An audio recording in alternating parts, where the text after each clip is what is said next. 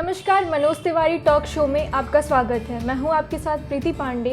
तो आज हमारे साथ मौजूद हैं प्रयागराज शहर उत्तरी से कांग्रेस के वरिष्ठ नेता अनुग्रह नारायण सिंह जी। तो आइए उनसे कुछ सियासी चर्चा करते हैं। सर, आपका बहुत बहुत स्वागत है हमारे टॉक शो में। जी बहुत बहुत धन्यवाद। सर, पहले तो आपको प्रत्याशी बनने की बहुत ढेर सारी शुभकामनाएं। नहीं, बहुत धन्यवाद। सर, मेरा पहला प्रश्न आपसे ये है कि 2022 का विधानसभा चुनाव कितना कठिन है? अब देखिए, चुनाव होता है ना, वो कठिन होता है ना आसान होता है। जनता को चुनना है। और इस समय जो भारतीय जनता पार्टी की योगी सरकार और मोदी सरकार जी इन लोगों ने जो जनता के साथ छलावा किया है जी उसका ही बहुत बुरा परिणाम इन लोगों के लिए आने वाला है। योगी और मोदी की सरकार ने जिस तरह से पिछले लगभग 5-7 वर्षों में जिस तरह से इन लोगों ने लोगों को छला है, उससे बड़ा ही आक्रोश है और जनता जागरूक हो चुकी है। उसने इनके कामों से भी और महामारी के दौरान में जिस तरह से उसने यम यातना झेली है और इन लोगों ने इनकी जो दुर्व्यवस्थाएं थी जिससे उनको कष्ट हुआ है, उसका सब बदला लेने को तैयार है। ठीक है। तो कांग्रेस का सर मतलब 40% सीट उन्होंने महिलाओं को देने का वादा किया है। तो सर, इसका परिणाम पर क्या असर पड़ेगा? आपने देखा कि उन्होंने वादा पूरा किया जी ना। जी अभी जो सीटें डिक्लेयर की गई हैं उसमें 40% महिलाओं को दिया गया है। इसी प्रकार और भी जो उसमें वादे किए गए हैं वो सब जो है पूरे किए जाएंगे और कांग्रेस जो कहती हो करती है। सर, तो इसका परिणाम पर क्या असर पड़ेगा? अब इसका परिणाम तो अच्छा होगा ही जी जब लोगों को वो सारी चीज़ें मिलेंगी जिनको वो चाहते हैं। चाहे रोजगार के विषय, नौजवानों को रोजगार हो, महिलाओं को शक्ति देने की बात है, गरीब लोगों को जो है अनुदान देने की बात हो, उनको गैस के चूल्हे देने की बात हो, किसानों को उनका जो है उचित मुआवजा देने की बात हो। आज हमारे यहाँ छत्तीसगढ़ में 2500 रुपये कुंटल जो है धान लोगों किसानों से लिया गया, उनको दिया गया। वहाँ की माँ बहनों को जो है उनको रोज़गार दिया जा रहा है। यहाँ तक कि जो गाय गोबर की बात करते हैं और उन गायों को ले जाके यातना गृह में डाल देते हैं, वहाँ पर जो है बघेल जी की सरकार ने गोबर को 2 रुपये किलो में लेके और महिलाओं से कहा कि आप लोग गोबर लाई, 2 किलो रुपए हम आपको देंगे और वो अपना रोजगार कर रही लगी हुई हैं। तो कांग्रेस जो कहती है करती है और निश्चित ही इसके अच्छे परिणाम होंगे, क्योंकि जनता ने इनके लुभावने नारे और इनके वादों को देख लिया है जो खोखले रहे हैं। इसलिए अब जो है जनता जो है ठोस परिणाम चाहती है और ठोस परिणाम जो है प्रियंका जी ने 40% महिलाओं को सीट दे दिया है और इसी के साथ और भी जो कार्यक्रम किए जी ठीक है। कांग्रेस ने अपने मुद्दे सेट कर लिए हैं। क्या स्कूटी, स्मार्टफोन और स्वास्थ्य सुविधा माहौल बना देगी? क्यों नहीं बनाएगी? रोजगार भी तो कहा कि 10 लाख लोगों को रोजगार देंगे। जी तो रोजगार नहीं बनाएगा तो क्या बनाएगा? इनके जो है कि मैं जिंदा बच गया हूँ, ये तो नहीं बनाएगा ना। जी क्योंकि सभी लोग जिंदा रहना चाहते हैं जी और सबके ऊपर खतरे भी हैं सड़क पे, वो निकल रहा है, तो उससे नहीं बनेगा। जनता चाहती है कि आप उसके जीने के लिए, उसके सम्मान के लिए क्या करना चाहते हैं। जी ठीक है। सर, जो मतलब सपा में जो भीड़ हो रही है और बीजेपी में जो भगदड़ हो रही है, उससे कांग्रेस को कितनी एनर्जी मिल रही है? देखिए, बीजेपी में भगदड़ हो रही है, वो उनकी नीतियों के पोल खोल रही है। जी समाजवादी में जा रहे हैं, समाजवादी को भी पहले लोगों ने देखा है। उनके जो समाजवादी कार्यक्रम कितने रहे हैं सब जानती है। कांग्रेस ने शुरू से आज़ादी की लड़ाई के पहले जो कहा था, फिर आज़ाद होने के बाद भी जिस तरह से देश को एक गरीब मुल्क को, जहाँ पे भुखमरी थी, बेरोजगारी थी, कुप्रथाएं थी, अंधविश्वास था, राजा महाराजे थे, शोषण होता था, उसे मुक्त करा के किस तरह यहाँ आज देश को खड़ा कर दिया है कि जो दुनिया में अपना सर उठा के खड़ा हुआ है। आज हम परमाणु शक्ति देश हैं, हमारे पास सबसे अच्छी सेना है, हमारे यहाँ तमाम अच्छे अच्छे वैज्ञानिक और नौजवान हैं जिन्होंने देश की उन्नति में पूरा योगदान दिया। आज हम ज़मीन से आसमान तक जो है विज्ञान में जो है विकास कर चुके हैं। तो ये कांग्रेस ने किया। कांग्रेस जो कहती है वो करती है और अब लोगों को इस पर विश्वास है। ठीक है सर, चुनाव के समय में ध्रुवीकरण की राजनीति होने लगती है, तो सर विकास के मुद्दे क्या गौण हो जाते हैं? नहीं, गौड़ नहीं होनी चाहिए और हमको लगता है कि इस बार नहीं गौड़ होंगे। ये ध्रुवीकरण करने की फिर वही अपनी पुरानी जो इनकी रटी रटाई है बातें कहने लगे हैं। अभी कब्रिस्तान शमशान की बात फिर शुरू हो गई। तो शमशान तो चलिए ठीक है, लेकिन अभी महामारी में आप ही लोगों ने दिखाया है कि उन्नाव से लेके बंगाल की खाड़ी तक जो है लाशें बह रही हैं गंगा जी में। हाँ, ये गंगा जी की शुद्धि का गंगा जी का ये है। आज भी अभी 5 दिन पहले फाफामऊ के कछार में फिर 10 लाशें मिली जो गाड़ी गई थी, तो इन्हीं लोगों ने गड़वाया था। इन्होंने गंगा जी के पाट को भी जो है कब्रिस्तान बना दिया। तब कब्रिस्तान और शमशान नहीं, आदमी चाहता है सम्मान, और जीने के लिए सम्मान के लिए उसको चाहिए रोजगार, और उसको अपने खाने की व्यवस्था के लिए व्यय करने के लिए न सस्ती सही तो कम से कम आसान दाम पे सामान चाहिए। सर सरकार का कहना है कि कानून उनकी पकड़ में है, अपराधियों के घर ध्वस्त हैं, तो सर इसका चुनाव पर असर नहीं पड़ेगा? अब हमारे यहाँ तो है कि दूसरे की आँख फूट जाए तो हमको भी रोशनी मिलेगी, तो ऐसा नहीं होता। ये जिसको कर रहे हैं, किसको गिरा रहे हैं, क्या कर रहे हैं, यही जानते हैं, क्योंकि इनके पास कानून की किताब है, इनके पास कानून के लिखने वाले पन्ने हैं। अभी इन्होंने कहा कि हमको तो चल लगा चलिए यहाँ पे एक मैं लड़ाई में लड़ रहा हूँ कि तमाम गरीब लोग हैं जो नजूल की ज़मीन पे बसे हुए हैं, गवर्नमेंट स्टेट की ज़मीन पे बसे हुए हैं, आर्मी के ज़मीन पे बसे हुए हैं कई पुश्तों से, कि उनको मकान दिया जाए। इन्होंने कहा मैं प्रधानमंत्री आवास मैं अभी बनाने जा रहा हूँ शहर में, लेकिन पता चला ज़मीन ही उनकी नहीं जिसका नाम लेके ये गिरा रहे हैं। तो इस तरह ये धोखे पे धोखा, ये अब तो ये पूरे धोखेबाज सिद्ध हो चुके हैं। अगर ये सही में किसी को सताए, जो जुल्म करे, जो अपराध करे, उसको दंड देने का प्राविधान है, कानून है, उसको करना चाहिए। इन्होंने तमाम कानून भी बनाए हैं, लेकिन उन कानून का कभी भी भेदभाव पूर्ण ढंग से काम नहीं किया जाता। और जो शासन में बैठा है उसकी तो और जिम्मेदारी है कि संविधान के अनुसार चलाए और भेदभाव पूर्ण ढंग से काम न करे। सर अगर मैं शहर उत्तरी की बात करूं तो यहाँ की कौन सी समस्याएं हैं जो सामने आ रही हैं? इस शहर उत्तरी में तो समस्याएं हैं, माने ऐसी समस्याएं हैं जो यहाँ के अस्तित्व से भी जुड़ी हुई हैं। यहाँ पे ज़्यादातर मध्यम और कमज़ोर वर्ग के लोग रहते हैं। आज उनके पास अपनी आवाज़ की समस्या है। शहर उत्तरी में चूँकि 1857 की जब पहली लड़ाई हुई थी, तो ये इलाहाबाद यहाँ पर 12-13 दिन अंग्रेज़ों के कब्जे से मुक्त था। लेकिन बाद में जब उन लोगों ने फिर से कब्जा किया तो जितनी भी ज़मीनें थी उसको छीन लिया जमींदारों से और अपनी जमींदारी स्थापित कर दी। वही गवर्नमेंट स्टेट और नजूल लैंड है। नजूल लैंड प्राइम पोजीशन पे है और गवर्नमेंट स्टेट जो है आपके दूरस्थ क्षेत्रों में है। उस पर 1 लाख से ज़्यादा मकान बने हुए हैं। उनको अधिकार देने की बात हो रही है।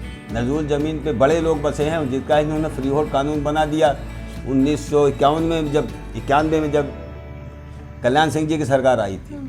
राजकीय स्थान पे आज तक लड़ाई चल रही है।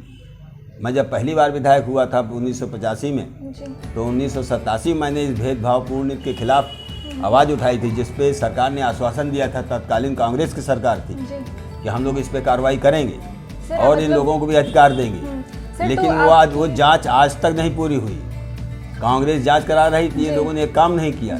पिछली बार जब मोदी या योगी जी आए थे तो नेवादा क्षेत्र में गए भी थे। उन्होंने कहा था कि नहीं मैं इसको जल्दी करूंगा, और आज तक नहीं किया। मुख्यमंत्री और प्रधानमंत्री यहाँ इलाहाबाद में प्रयागराज की धार्मिक नगरी में आके वचन दे जाते हैं, उसको नहीं निभाते बल्कि उसको तोड़ते हैं। अब पता नहीं इनको भगवान जाने क्या होगा।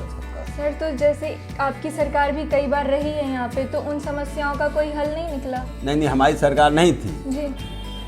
कांग्रेस की सरकार जी 1989 के बाद से यहाँ नहीं है। 32 साल से ज़्यादा हो गए। सर विधायक के रूप में? कौन विधायक के रूप में जितना मुझको करना चाहिए उसी वजह से बसे हुए हैं जी। इनको गिरा नहीं सकते जी। इतनी जांचें चल रही। आज भी आश्वासन समिति, जो विधानसभा की आश्वासन समिति है, उसमें ये मामले लंबित हैं, वहाँ चल रहे हैं। और उस पर कानून बनाने के तक कि हमने इनको घसीट के बात कर दिया था कि वहाँ तक ले आए थे। लेकिन हमारे यहाँ जो प्रत्याशी लोग हैं, इन्हीं लोगों ने जाके वहाँ बता दिया कि साहब इसको अगर आप कर देंगे तो इसमें अनुग्रह सिंह को फ़ायदा होगा। मैं आपको कह सकता हूँ कि मेरे पास हमारे पैतृक मकान के अलावा एक सूद ज़मीन कोई नहीं है, न तो नजूल की है न गवर्नमेंट स्टेट की जिसकी मैं लड़ाई लड़ रहा हूँ। इसलिए लोगों के जब तक आवास नहीं होंगे, लोगों का अपना घर नहीं होगा, उनको उस पर अपना अधिकार नहीं होगा, इस सड़कें चौड़ी करने से नहीं विकास होगा। विकास चाहिए, लोगों के मकान हो उनके पास, उनकी प्रकृति से सुरक्षा हो, रोजगार हो जिससे उनके समाज में सुरक्षा हो, उनके बच्चों को शिक्षा की व्यवस्था हो, उनके लिए उचित स्वास्थ्य की व्यवस्था हो, तब विकास होगा। ये सड़कें चौड़ी करके सब जो है अपने पूंजीपतियों दोस्त को ये देते जा रहे हैं कि मुनाफा तुम कमाओ, पैसा लगे, ज़मीन जो है सरकार की है, नागरिक की है, जो हम टैक्स देते हैं, और उसे बना के ये सौंदर्य कर करके जो है अपने लोगों को देते जा रहे हैं कि मुनाफा वो कमाएं, जिसमें लाखों लोगों को रोज़गार मिलता, उनका रोज़गार छीन रहे हैं। तो ये सरकार ही बहुत ही जालिम सरकार है जो केवल सौंदर्यीकरण के नाम पे लोगों के जीवन बर्बाद कर रही है। सर, शहर उत्तरी में मतदान कम होता है, इसकी क्या वजह है? उसके कई वजह हैं। एक तो ये हमारे चुनाव आयोग को देखना चाहिए कि शहर उत्तरी में तमाम क्षेत्र से लोग आए हुए हैं और यहाँ पे उनका नामांकन भी होता है, पढ़े लिखे लोग हैं। तो अब तो ज़्यादातर बच्चे पढ़ लिखने के बाद बाहर यहाँ पे नौकरी मिल नहीं रही। उत्तर प्रदेश में कई सरकारें आई जो गई, सब उसके लिए जिम्मेदार हैं कि उनको नौकरी मिलती नहीं, सब बाहर चले जाते हैं। तो जो है बुज़ुर्ग बच गए, कुछ माता पिता बच गए। एक तो ये मतदाता सूची का भी उसमें दोष है और कुछ इस तरह से हम लोग हर बार शिकायत करते हैं, लेकिन जो भी सरकार रहती है वो अपने ढंग से व्यवस्था करती है। इसलिए भी पोलिंग बूथ कुछ जो है ज़्यादा दूर होते हैं, इसलिए भी नहीं हो पाते। तो जो डुप्लीकेसी है एक मुख्य कारण वो भी है। सर, पिछली बार ऐसी क्या वजह रही थी कि आप चूक गए और इस बार ऐसा क्या बदला है? यानी पिछली वजह तो एक ये भी थी कि लोग कैंडिडेट के आधार पर वोट नहीं दे रहे थे। आप लोगों जो मीडिया माध्यम है वो बड़े बड़े पूंजीपति घरानों के पास है। उन लोगों ने एक व्यक्ति को महामानव के रूप में पेश किया और वही महामानव के नाम पे वोट मांगे गए। कैंडिडेट का कोई मतलब नहीं था। अब कैंडिडेट को भी लोगों ने जान लिया, महामानव को भी जान लिया कि अगर 100 मीटर पे कोई कुछ जनता खड़ी हो, नागरिक खड़े हों, तो उसकी ज़िंदगी को खतरा महसूस करने लगता है। तो इस तरह का जो महामानव है उसका सब पर्दाफाश हो चुका है। इसलिए अब यही सब चीज़ें जो उन्होंने हमारे नागरिकों को, भाई बहनों को, माताओं को एक तरह से कहिए कि छला था, अब उस छलावा खुल चुका है। इसलिए उसका बदला लेने के लिए लोग जो है वो उतर रहे हैं। सर, जो अभी वर्तमान के विधायक हैं शहर उत्तरी के, उनके कामों से आप कितना संतुष्ट हैं? देखिए, हम किसी पे आक्षेप नहीं करते जी।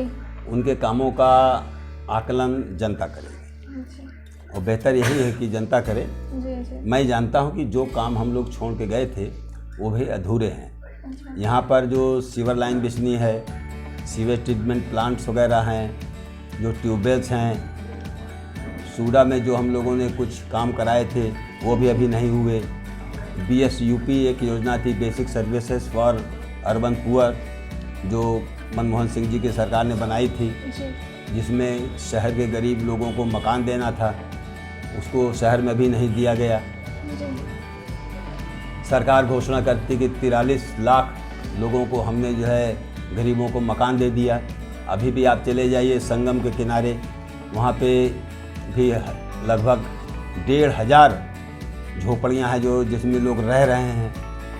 अभी भी आप चले जाइए सिविल लाइन्स में और नजूल ज़मीन पे जो बड़े बड़े बंगले थे जहाँ पे कई पुश्त से गरीब लोग बसे हुए हैं, उनके भी विषय में सुप्रीम कोर्ट ने, हाई कोर्ट ने, सुप्रीम कोर्ट ने आदेश दिया है कि इनको बसाइए। हमने विधानसभा में इस सवाल को मैं लगातार उठाता रहा हूँ और वहाँ पर भी इन्होंने कहा कि हाँ हम बसाएंगे, अभी तक नहीं बसाया। लेकिन कहते 43 लाख उन लोगों को मकान दिया और अभी भी बहुत से क्षेत्र में यहाँ पे लोग नारकी जीवन जी रहे हैं। हम लोग नहीं चाहते कि वो इसी तरह सदैव रहें, उनके भी बाल बच्चे अच्छे मकानों में रहें। तो योजनाएं हैं, हम लोगों ने राजीव आवास योजना कांग्रेस पार्टी ने चालू की थी, जिसको चूँकि यहाँ पे स्टेट में हम लोग सरकार थी नहीं, तो चाहे जो भी स्टेट में सरकार रही किसी ने उसको पालन नहीं किया। तो ये झूठी घोषणाएं करते हैं। तो इस वजह से भी तमाम ऐसी समस्याएं हैं जो बाकी हैं, जिसको हम लोगों को पूरा करना है। अगर ये सरकार आएगी तो चाहे जैसा भी कानून बदलना पड़े बदल के इन लोगों को आवाज़ दिलाएंगे। और इसको भी हम भी अभी अब आप देखते हैं कुंभ मेला माघ मेला हो गया है, लेकिन वो हटा नहीं सकते हैं, क्योंकि माननीय इलाहाबाद उच्च न्यायालय ने स्पष्ट आदेश दिया है कि यहाँ जो गरीब लोग रह रहे हैं पहले इनको बसाओ तब हटाओ। इसी तरह सागर पेशा का भी है, नजूर ज़मीन का भी है, जहाँ पे गरीब लोग रह रहे हैं पहले उनको मकान दीजिए, पुनर्वास करिए तब हटाइए। ये सुप्रीम कोर्ट के भी तमाम आदेश हैं और अपने एक्ट में भी दिया हुआ है, उसका पालन नहीं कर रहे हैं।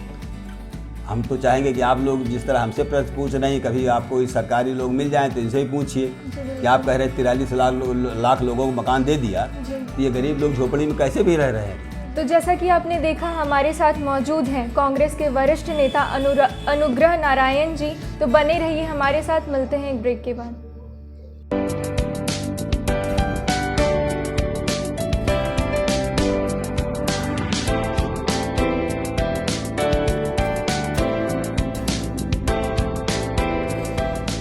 एक बार फिर से स्वागत है आपका हमारे टॉक शो में। तो जैसा कि आप जानते हैं कि हमारे साथ मौजूद हैं अनुग्रह नारायण जी।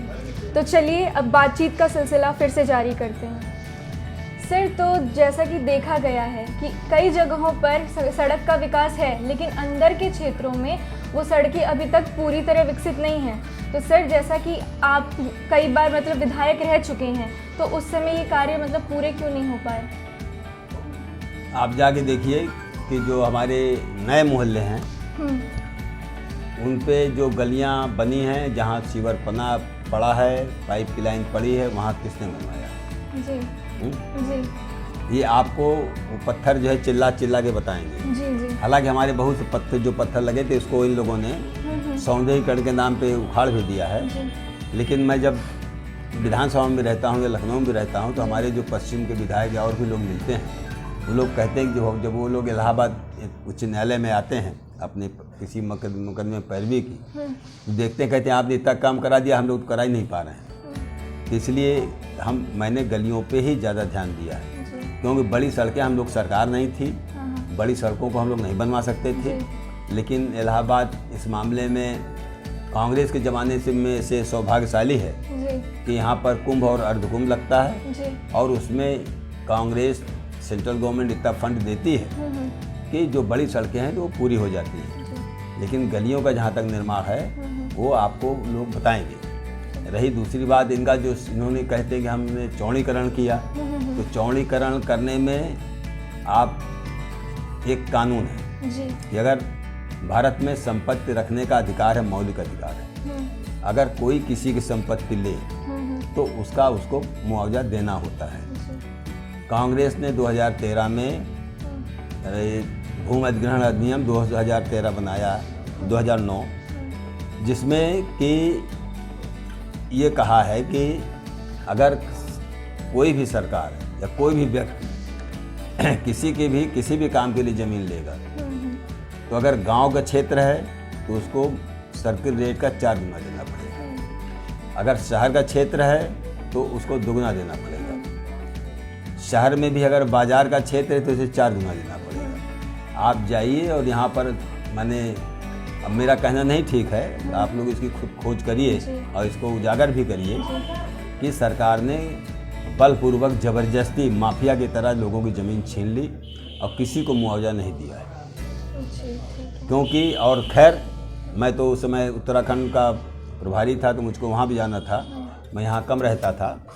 लेकिन जब मैं लौट के आया तो यहाँ पर आपका राजापुर एक मोहल्ला है, जहाँ पे तमाम गरीब लोग, दलित वर्ग के लोग और अल्पसंख्यक वर्ग के लोग और व्यापारी लोग रहते हैं म्योर रोड पर। वहाँ पर भी इन्होंने ये योजना बनाई थी। लेकिन जब मेरे सामने ये बातें आई, मैंने तमाम छोटे छोटे बच्चियों, बहनों और माताओं के आंसू देखे, तो मैंने उस लड़ाई को लड़ा और इनको अंत में उस योजना को छोड़ना पड़ा, क्योंकि वहाँ के ये पैसा नहीं दे सकते थे। वहाँ लगभग एक एक वर्ग मीटर के लिए इनको 2-2 लाख रुपए मीटर देना पड़ता। ये जो विकास हुआ है यहाँ पे लोगों का विनाश करके इन्होंने किया है।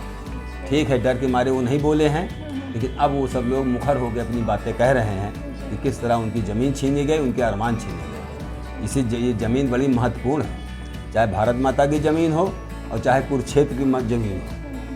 कुरुक्षेत्र के ज़मीन में यही बात हुई थी, दुर्योधन ने कहा था कि हम सुई के नोक के बराबर ज़मीन नहीं देंगे। तो इन लोगों को कई लाखों रुपए, करोड़ों रुपए की ज़मीन छीन लिया इस सरकार ने। अगर हमारे देश के लोग गीता और महाभारत में विश्वास करते हैं तो निश्चित इसका प्रतिकार करेंगे। सर, आप एक सरल विधायक के रूप में जाने जाते हैं, तो सर क्या सरल होना इतना सरल है? नहीं, क्यों नहीं। मानवता अगर आपके दिल में है तो हर आदमी सरल होगा। अगर हम मानवता से अपने विकास के चक्कर में दानवता की ओर बढ़ने लगेंगे तब फिर आदमी कठिन हो जाता है जी। तो आप मनुष्य को अगर हम लोगों को भगवान ने जन्म दिया है इस धरती पे तो मानवता का पालन करना चाहिए। सारे धर्म भी ये कहते हैं, हमारे महापुरुष भी ये कहते हैं, और हम लोगों को भी जीवन में यही अपनाना चाहिए। सर, एक बात आपके बारे में बहुत प्रसिद्ध है कि आप स्कूटर से भी चल देते हैं, तो सर क्या ऐसा अभी भी है? देखिए, किसी भी काम करने अगर की आपकी इच्छा है जी। तो साधन महत्वपूर्ण नहीं है, साध्य महत्वपूर्ण है। अगर हमको कचहरी जाना है जी। और हमारे पास मान लीजिए सवारी नहीं है तो इसमें किसी से हम जाएं, इसमें कोई अपमान की बात नहीं जी। और बहुत बड़ी गाड़ी में बैठ जाने कोई सम्मान भी नहीं मिलता। मुख्य उद्देश्य होता है कि जो हमारे साथ है, जो हमारे पास आया है, हम उसका साथ किस तरह दे सकते हैं। हम बड़ी बड़ी गाड़ी लें तो उसमें तेल भराएं, दूसरे का उसके निश्चित है हम उसको खर्च बढ़ाएं, और हम लोगों के पास हम लोगों ने कोई व्यापार कारखाना कोई बिजनेस तो किया नहीं। जब यूनिवर्सिटी के बाद से श्रमिकों के साथ, मजदूरों के साथ हम लोग आए तो हम लोगों को यही ध्येय था कि अपने में रहना है। अब इस मामले में मैं कबीर दास का थोड़ा अनुयायी हूँ कि साईं इतना दीजिए जामे कुटुंब समाए, मैं भी भूखा न रहूँ साध न भूखा जाए। सर, आप छात्र आंदोलन से जुड़े रहे हैं, तो सर आपको अभी छात्रों की क्या समस्याएं देखने को देखते हैं, जो उनकी समस्याएं हैं? ये छात्रों का पूरा भविष्य अंधकार में है। अगर वो पढ़ रहे हैं, पहली बात तो पढ़ाई, इधर पढ़ाई किस तरह हो रही है। इलाहाबाद विश्वविद्यालय हम लोगों के लिए एक तरह से कहिए कि मातृ संस्था है, जहाँ से हम लोग पढ़ के निकले हैं। जो कुछ विज्ञान है, जो कुछ हम कर रहे हैं, ये उसी की देन है। वहाँ पे आज भी लगभग 600 के करीब अध्यापकों का पद खाली है, कर्मचारियों का पद खाली है। जब इतने पद खाली है तो शिक्षा कैसी होती होगी, इसको हम लोग अनुमान लगा सकते हैं। फिर इसके अलावा इंटर कॉलेज, डिग्री कॉलेजेस में भी टीचरों के पद खाली हैं। जब टीचर नहीं तो पढ़ाई क्या हो रही होगी। अब उसी टीचरों के वेतन से ये सड़कें बनवा रहे हैं, पुल बनवा रहे हैं, जिसको कि ये अपने कंपनी वाले को सौंप सके। जो सड़कें बन रही हैं, आपको तो मालूम होगा कि 27,600 वर्ग किलोमीटर, 27,600 किलोमीटर राष्ट्रीय राजमार्ग ये इन्होंने विनिवेश के लिए रख दिया है अपने पूंजीपति साथियों के लिए। तो आप जब टीचर रखेंगे तो वेतन देना पड़ेगा, टीचर रखेंगे तो लोगों को रोजगार मिलेगा। अब उनको वेतन न दे के उसमें कोई न कोई इस तरह पेच फंसा देते हैं कि हर बार वो नौकरियां जो है कैंसिल हो जाती हैं। तो जो नौजवान पढ़ रहा है वो भी तो चाहता है ना, पढ़ने के बाद उसके माँ बाप भी चाहते हैं, वो भी चाहता है कि हम सम्मानपूर्वक जीने के लिए खुद अपने पैरों पर खड़े हैं, वो कुछ कमाएं, लेकिन वो कमा नहीं पा रहा। रोज़ जो है आत्महत्याएँ हो रही हैं। तो ऐसे बच्चों की आत्महत्याएँ सुन के हम लोगों को बड़ा दुख होता है कि वो बेचारे अपने जीवन से निराश होकर इस तरह का कदम उठा रहे हैं। अब अंग्रेज होते तो हो सकता है कि भगत सिंह, चंद्रशेखर आज़ाद के भी रास्ते चुने जाते। अब अपनी सरकार है, इसमें केवल अपनी आवाज़ जब उठाने जाते हैं तो उनको लाठियाँ मिल रही हैं। तो नौजवानों के सामने तो उनका बहुत पूरा भविष्य पड़ा हुआ है जो बहुत अंधकार में है। अब उनको लगता है कि सरकारी संस्थाएं सरकार देगी, सरकार तब देगी जब उसके पास सरकारी संस्थाएं होंगी। सारी सरकारी संस्थाओं को जो लाभ वाले भी क्षेत्र हैं उसको भी ये औने पौने दाम अपने इन मालिकों को देते जा रहे हैं, कंपनी वालों को। तो ये असली समस्या तो पूरे ये जो समाज की है, देश की है, वो नौजवानों की ही है। बाकी जो इस समय है उस लोग मान ली किसी तरह चल गए, लेकिन अगर इसी तरह ये और रह गए तो उनका भविष्य तो एकदम चौपट कर डालेंगे, उनको दिखाई नहीं पड़ेगा क्या है। सर कभी कभी कांग्रेस में गुटबंदी दिखाई देती है, तो इसका चुनाव पर क्या असर होगा? देखिए, गुटबंदी हर जगह होती है। अगर कांग्रेस में है तो बीजेपी में नहीं है, हर जगह है। तो जहाँ पे स्वार्थ होते, कुछ स्वार्थी लोग ऐसे होते हैं जो इस तरह के सवाल उठाते रहते हैं, लेकिन जनता उनको जो है पहचानने लगी। अच्छी बात है सर। लोग कहते हैं कि आपके संबंध कांग्रेस वरिष्ठ नेता प्रमोद जी से कम मधुर है, ये कितना सत्य है? नहीं, ऐसी बात नहीं है। प्रमोद जी के नेता न तो प्रमोद जी राजनीति में थे, न हम राजनीति में, तब से हम लोगों के संबंध हैं। और इस तरह वही वो लोग हैं जो इस तरह के सवाल उठाते हैं, जिनके अपने कुछ स्वार्थ हैं। लेकिन प्रमोद जी भी समझदार हैं, हम भी इतने समझदार हैं कि हम लोग में आपस में कोई मतभेद नहीं है। जी सर, अच्छा है। सर मतलब आपकी शहर उत्तरी में क्या रणनीति है और क्या मुद्दे हैं जिनके आधार पर आप वोट मांगेंगे? नहीं, यही तो जो हमारे अधूरे काम हैं, जैसे राजकीय स्थान पे जो लाखों लोग बसे हैं, वो ज़्यादातर मध्यम कमज़ोर वर्ग के लोग हैं। टीचर हैं, कर्मचारी हैं और छात्र लोग भी हैं, तमाम किसान भी जो यहाँ पे आके बाहर से बस गए हैं। तो उनकी ज़मीन को, उस पर उनका अधिकार नहीं है। उन्होंने किसी पट्टेदार से ज़मीन ले ली है और मकान बना लिया है, अपनी पूरे जीवन की कमाई उसमें लगा दिया है, लेकिन अभी भी उनका मौलिक अधिकार नहीं। वो उस पर लोन नहीं ले सकते, अपने बच्चों को दे, कब्जा रहे बात दूसरी है, लेकिन आधिकारिक रूप से उस पर उनका अधिकार नहीं है। जिस तरह ये दूसरों कहते हैं कल कोई सरकार आएगी उनको भी गिराने लगे, क्योंकि उनके पास नक्शा नहीं है, उनकी ज़मीन का कागज़ उनके पास नहीं है। तो उनको नजूल की तरह फ्री होल्ड कराना है। नजूल की नीति यहाँ पे, नजूल भी उसी तरह की ज़मीन है जिसको कि भारतीय जनता पार्टी सरकार ने फ्री होल्ड कर दिया है, इसलिए कि उस पर बड़े बड़े लोग रहते थे, उनका ध्यान बड़े लोगों पे ज़्यादा रहता है।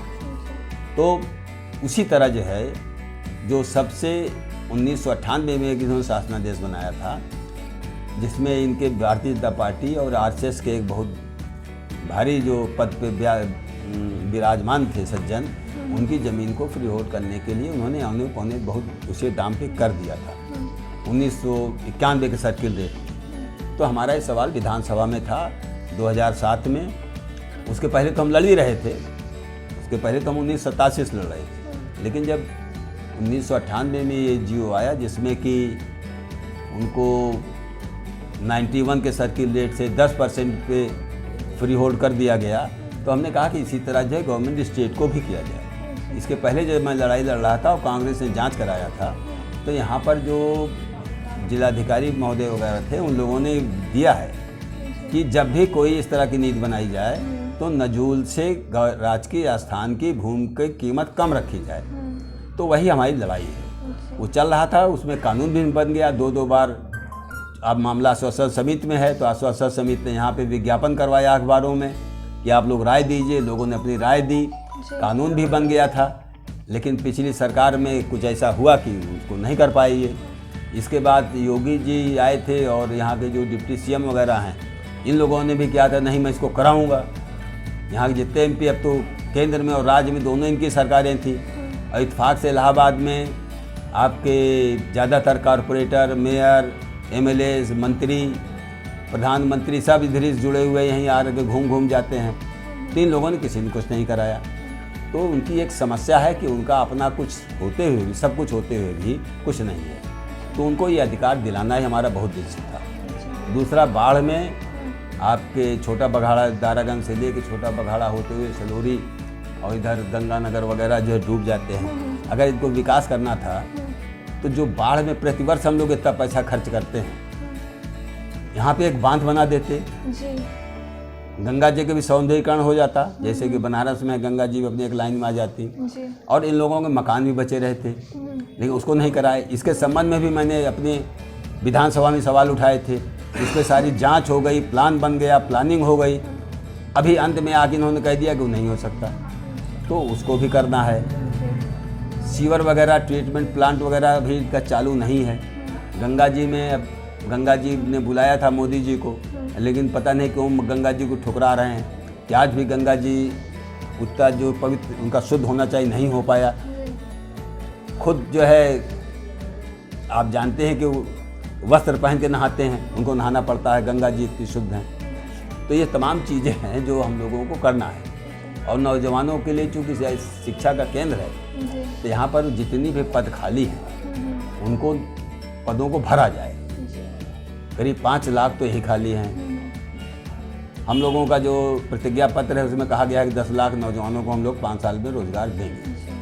तो जो भी क्षेत्र है जहाँ भी पद खाली है राज्य सरकार के उसको भरे जाएंगे। सड़क बनना उतनी जरूरी नहीं जितना कि लोगों को रोजगार देना। और जो पैसा टीचर्स को, कर्मचारियों को नियुक्त करके करना होता, वो पैसा ये अगर नियुक्ति कर देंगे तो पैसा देना पड़ेगा, पैसा देने का विकास नहीं हो रहा है। तो सड़क से ज़्यादा विकास करना, लोगों को रोजगार देना है। हमारे सफाई कर्मी भाई हैं, जैसा कि हम लोगों ने इसको रखा है अपनी बार। सफाई काम जो है एक पूरे यूनिवर्सल लॉ है कि जो परमानेंट जॉब है उस पर परमानेंट कर्मचारी रहेंगे। अस्थाई काम पे अस्थाई कर्मचारी रखे जाने चाहिए। यह आपका लेबर लॉ का वो है। सफाई हमेशा का काम है, घर से लेके बाहर तक सफाई करने वाले हमेशा काम है, तो उनको अस्थाई रूप से रखना चाहिए। ये कॉन्ट्रैक्टर के भरोसे नहीं भेजना चाहिए कि जो एक तरह भेड़िए की तरह से इनको चबा जाते हैं, इनसे मेहनत भी कराते हैं, इनको तनख्वाह भी नहीं देते। और सबसे ज़्यादा जो मज़ेदार बात है और आश्चर्यजनक है, दुखद भी है कि मोदी जी कुंभ में यहाँ पर आए, उन्होंने सफाई कर्मचारियों को पैर धोया जैसे भगवान कृष्ण ने सुदामा का धोया था। लेकिन जब सुदामा जी घर, उनको तो वहाँ कुछ दिया नहीं, लेकिन जब घर गए तो देखा उनके घर ही नहीं पता चल रहा था, उनके बच्चे ने कि क्या है, तो वहाँ बड़ा सुंदर सा महल टाइप बन गया था। लेकिन हमारे मोदी जी ने जिनका पैर धोया वो बेचारे डेली वेज पे काम कर रहे थे, महिला प्राधिकरण, वो अभी 6-7 महीने बाद रेगुलर हो जाती है। तो रेगुलर होने के बजाय उनको निकाल दिया गया और उनको कॉन्ट्रैक्टर को सौंप दिया गया।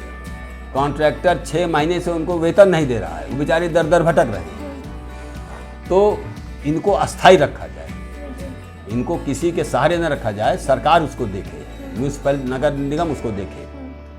नगर निगम का मुख्य काम है, नगर निगम उसको देखना चाहिए और इनको अस्थाई रूप से रखना चाहिए। इसमें प्रियंका जी ने भी कहा है, हम लोगों ने भी इसको तय किया है कि इसको करना है कि लोगों को रोज़गार मिले। जब रोज़गार मिलेगा और वो पैसा पाएंगे तो वही आपको फ्लोट करेगा पैसा, मनी बाज़ार में, तो बाज़ार बढ़ेगा। हमारे जो छोटे व्यापारी हैं, अब छोटे व्यापारियों के साथ भी जिस तरह इन्होंने किया है, नोटबंदी, जीएसटी, रोज़ उनको एक तरह से शंका की दृष्टि देखते हैं कि चोरी कर ही रहा है, उनको इस तरह पकड़ो, इस तरह पकड़ो, उसकी कोई कमाई हो नहीं रही है। तो इस तरह जो रोजगार है, चाहे वो व्यापार का हो, चाहे सरकारी नौकरियों का हो, इसको हम लोग, प्राइवेट नौकरी पर हम लोग बहुत भरोसा नहीं है। प्राइवेट नौकरी वाले काम लेते हैं, जब तक उसके अंदर शक्ति रहती है काम लेते हैं और जब चाहते निकाल के बाहर कर देते हैं। सर, तो जैसा आपने बोला कि मतलब आपका है कि 10 लाख सीटें, मतलब 10 लाख लोगों को हर साल नौकरी दी जाएगी। हर साल नहीं, 5 साल। 5 साल में एक बार। तो सर क्या उतनी सीटें मिल जाएंगी? हैं, खाली हैं। खाली हैं, और क्या। अच्छा, ठीक है सर। तभी कहा जा रहा है ना सर, अगर आप फिर से विधायक बनते हैं तो आप उत्तरी शहर के लिए क्या काम करेंगे? देखिए, 2 चीज़, अगर अब हम बने और हम लोगों के सरकार में शामिल रहे तो सरकार को ये काम करना होगा। नहीं हुए तो इन बातों को विधानसभा में उसी तरह उठाया जाएगा जिस तरह से एक सशक्त विपक्ष करता है। अब जैसे हमारे यहाँ लगभग 20,000 अधिवक्ता बंधु हैं, मैं भी अधिवक्ता हूँ। मैंने खैर पब्लिक प्रैक्टिस छोड़ के, प्राइवेट प्रैक्टिस छोड़ के पब्लिक की हमसे प्रैक्टिस कर रहे हैं, पब्लिक की आवाज़ उठा रहे हैं। तो यहाँ पर 2-2 ट्रिब्यूनल बनाए गए शिक्षा के, और इनका जो ये एक्ट बनाया है कि जो भी आंदोलन में भाग लेगा उसकी हम संपत्ति छीन लेंगे, डैमेज कंट्रोल इनके जो प्राधिकरण बनाए। हाई कोर्ट के भी रूल्स हैं, सुप्रीम कोर्ट की रूलिंग्स हैं कि जब भी कोई इस तरह के जुडिशियल ट्रिब्यूनल बनाए जाएंगे तो उनका हेडक्वार्टर जो मुख्य उच्च न्यायालय है उसके साथ रखा जाएगा। अब उसको उन्होंने लखनऊ में कर दिया, लखनऊ में इस कर दिया कि वहीं से कंट्रोल करते रहें। हमारा ये माननीय इलाहाबाद उच्च न्यायालय, इसका एशिया में नाम है अपने निर्णयों के कारण, तो यहाँ न रहे वहाँ रहे, सब इनके पास रहे। अब हमारे अगर ये होता तो हमारे और भी तमाम अधिवक्ता बंधु जो भी नए हैं उनको काम मिलता, उनको रोजगार मिलता, उनके परिवार का ठीक से पालन पोषण होता, तो उसको नहीं किया। अब हमारे यहाँ पे जो डिप्टी सीएम हैं, मिनिस्टर हैं, दो सम्मानीय विधायक लोग ही हैं, किसी ने वहाँ चूं तक नहीं किया। ये लोग मिलते रहे, हमारे वकील लोग। तो इस तरह का हम कानून नहीं पास होने देते। हम जब भी वहाँ रहे हैं, आपका ये जो PHQ है चला गया, हमारे समय में भी ये समाजवादी पार्टी के समय में आया था। हमने वहाँ सवाल उठाया और भिड़े, वहाँ पर उनको कहना पड़ा कि नहीं जाएगा, लेकिन हम हटते ईमान चला गया। यहाँ पे जो बेसिक शिक्षा परिषद है, इसको एक बार जब 85 में हम हुए थे तब जा रहा था, उस समय हम वहाँ पे विधानसभा में हमने सवाल उठाया, जबकि हम लोग विपक्ष में थे, लेकिन कांग्रेस की सरकार सुनती थी। ये तो सुनते भी नहीं है। ये सरकार तो ऐसी है कि नहीं सुनते, इसीलिए भगदड़ मची है। अब जो है, जो जैसे होता है ना कि बाड़े में गाय भैंस बंद रहती हैं, और जब एकाएक खोली अब खाना वाना नहीं देते अंदर, तो एकाएक भागती है जंगल की ओर, जल्दी जल्दी घास खा ले। तो उसी तरह भाग रहे हैं सब लोग। तो इस तरह जो है हम लोगों को शहर उत्तरी जो है, जिस तरह केंद्र रहा है, हम चाहते हैं कि इसका ये उत्तरी ही नहीं है, ये इलाहाबाद की गरिमा का प्रश्न है। इलाहाबाद की गरिमा इससे जुड़ी है, जितने मुख्य संस्थान यहाँ से जुड़े हैं, तो इनकी जितनी भी रक्षा हो सकेगी, अगर जान दे के करने पड़ेगी तो उसको भी करेंगे। अच्छी बात है सर। आप शहर उत्तरी की जनता को क्या संदेश देना चाहते हैं?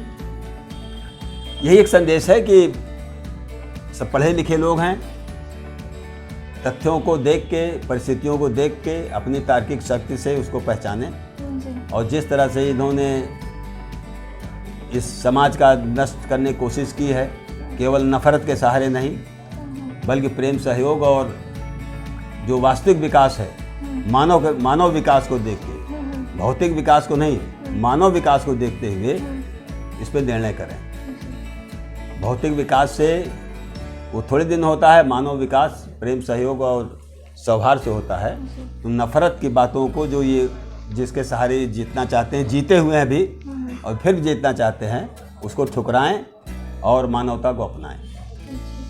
अच्छी बात है सर। आपका हमारे शो में आने के लिए बहुत बहुत धन्यवाद। नहीं, बहुत बहुत आभार कि आपने हमको ऐसा मौका दिया। जी सर, हमें भी बहुत खुशी हुई आपसे मिलके। जैसा कि आपने देखा, हमारे साथ मौजूद थे कांग्रेस के वरिष्ठ नेता अनुग्रह नारायण सिंह जी। तो उन्होंने बताया कि वो शहर उत्तरी के लिए क्या क्या करेंगे, वो कई विकास जो बाकी रह गए हैं उन्हें पूरा करेंगे। तो बने रहिए हमारे साथ और देखते रहिए मनोज तिवारी टॉक शो। धन्यवाद।